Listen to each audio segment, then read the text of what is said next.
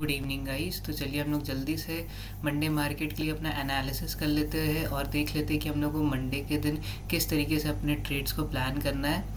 तो अभी mid cap Nifty का अगर हम ओआई डेटा चेक करें तो उस हिसाब से 13,100 के पास मेरे एक अच्छा खासा सपोर्ट है और 13,200 के पास एक अच्छा खासा रेजिस्टेंस है। तो मार्केट अभी अपने रेजिस्टेंस के पास क्लोजिंग दिया है और अपने हाई के पास है।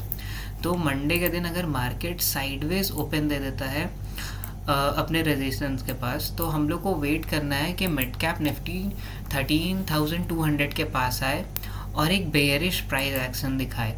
मतलब 5 मिनट के टाइम फ्रेम में हम लोग को एक रेड कैंडल चाहिए और वहाँ पे हम लोग फिर पुट के साइड एक स्कैल्प करके निकल सकते हैं।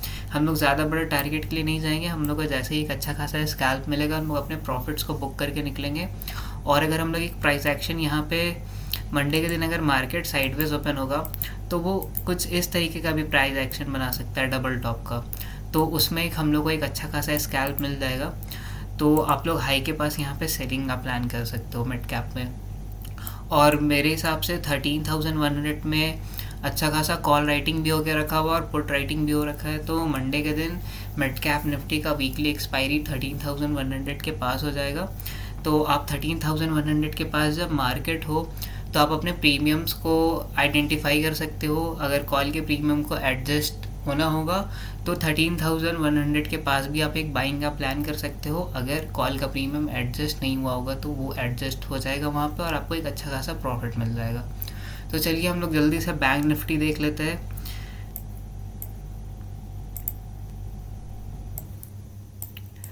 तो बैंक निफ्टी में हम लोग के पास जो रेजिस्टेंस का लेवल होने वाला है वो 51,500 का होने वाला है और हम लोग का सपोर्ट का लेवल 51,300 होने वाला है।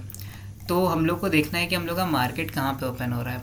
तो अगर मार्केट साइडवेज ओपन हो करके पहले 51,300 के पास आए तो यहाँ पे हम लोग को नोटिस करना है कि मार्केट बुलिश प्राइस एक्शन अगर बना रहा है, अगर 5 मिनट के टाइम फ्रेम में एक ग्रीन कैंडल बनाता है तो वहाँ पे हम लोग एक स्कैल्प करके निकल सकते हैं कॉल के तरफ में। और अगर 51,300 का ब्रेकआउट होगा नीचे की तरफ, एक अच्छा रेड कैंडल क्लोज करेगा तो फिर हम लोग डाउन साइड के लिए एक स्कैल्प प्लान कर सकते हैं। और अगर मार्केट गैप अप ओपन हो जाए 51,500 के पास और अगर वहाँ पर वो एक बेरिश प्राइस एक्शन दिखाए, एक रेड कैंडल बनाए 5 मिनट के टाइम फ्रेम में, तो आप वहाँ भी एक पुट का प्लान कर सकते हो और स्कैल्प करके निकल सकते हो।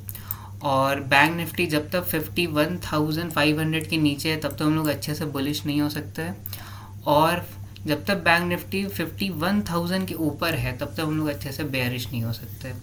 तो एक बार बैंक निफ्टी को 51,500 के ऊपर निकलने दो, फिर अच्छे से बाई कर सकते हो।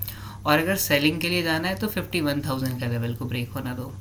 तो चलो अब हम लोग निफ्टी 50 देख लेते हैं।